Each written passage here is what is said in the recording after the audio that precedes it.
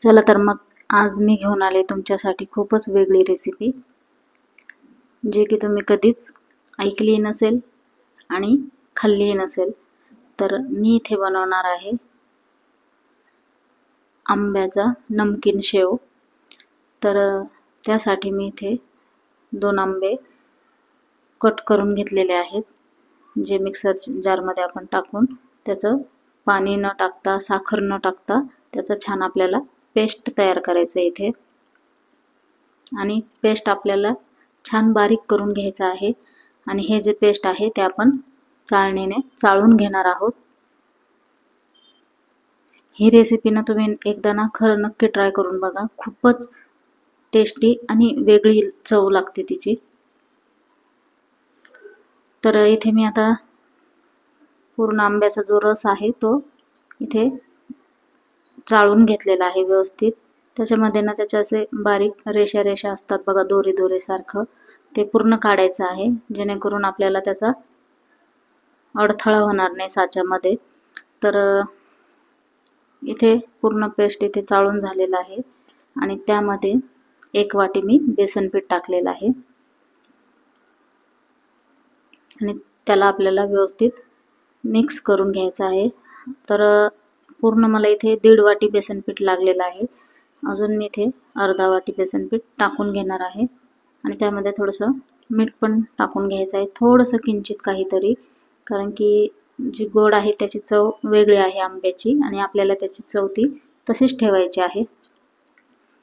तर इथे बघा पूर्ण मिश्रण व्यवस्थित मिक्स करून झालेलं आहे. इथे मी साचा घेतलेला आहे, त्यामध्ये शेवाची जी चाळणी असते, शेव ज्याने आपण बनवतो बारीक शेव, ती चाळणी मी इथे लावून घेतलेली आहे आणि साच्याला थोडंसं तेल लावून घेतले, तेलाचा हात, आणि पूर्ण मिश्रण त्यामध्ये व्यवस्थित भरून घ्यायचं आहे.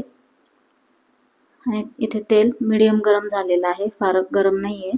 आणि त्यामध्ये हे शेव आपल्याला टाकून घ्यायचे आहेत. जोपर्यंत याचे जे बबल्स आहे ते पूर्ण गायब होत नाही तोपर्यंत त्याला पलटी करायचंच नाही आहे आपल्याला, नाहीतर ते पूर्ण तुटतात आणि व्यवस्थित फ्राय नाही होत. तर इथे मी पूर्ण शेव फ्राय करून घेतलेले आहे आणि त्यानंतर थोडेसे शेंगदाणे, काजू हे सुद्धा मी तेलामध्ये फ्राय करून घेतलेले आहे. त्यानंतर कढीपत्त्याचे 2 काड्या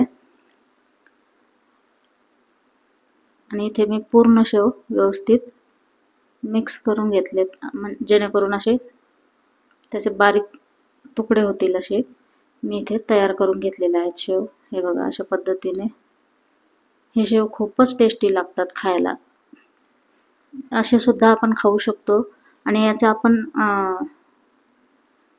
मिठाई सुद्धा आपण ह्या शेवाची बनवू शकतो, आंब्याच्या शेवाची. खूपच छान लागते ती पण. त्याचा पण व्हिडिओ मी एकदा नक्की घेऊन येईल तुमच्यासाठी. तर इथे मी शेंगदाणे आणि काजू जे आहे ते टाकून घेतलेले आहे, कढीपत्ता सुद्धा यामध्ये टाकून घेतलेला आहे. त्यानंतर इथे मी घेतलेलं आहे मीठ, साधं मीठ घेतलेलं आहे, थोडंसं काळं मीठ घेतलेलं आहे. त्यानंतर लाल तिखट तुम्ही चवीनुसार घेऊ शकता आणि इथे चाट मसाला मी भरपूर घेतलेला आहे. त्यानंतर इथे थोडीशी हळद सुद्धा मी घेतलेले आहे आणि हे सर्व जे आहे ते मिक्स करून घ्यायचं आहे व्यवस्थित, मसाले सुके. आणि त्यानंतर सुके मसाले जे आहे ते या नमकीन शेववरती आपण टाकून घेणार आहोत. खूपच चटपटीत असे हे शेव तयार होतात. हे बघा, अशा पद्धतीने सर्व व्यवस्थित आपल्याला इथे मिक्स करून घ्यायचं आहे. फार जास्त आपल्याला इथे त्याचा बारीक कुस्करा नाही करायचा आहे, हलक्या हाताने आपल्याला मिक्स करून घ्यायचं आहे सर्व व्यवस्थित. आणि मस्त असे आपले आंबा चटपटीत शेव तयार आहे. हे बघा, मस्तपैकी असे आपले शेव तयार आहेत.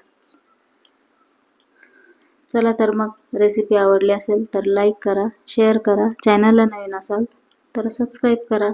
भेटूया नवीन व्हिडिओमध्ये. तोपर्यंत बाय बाय.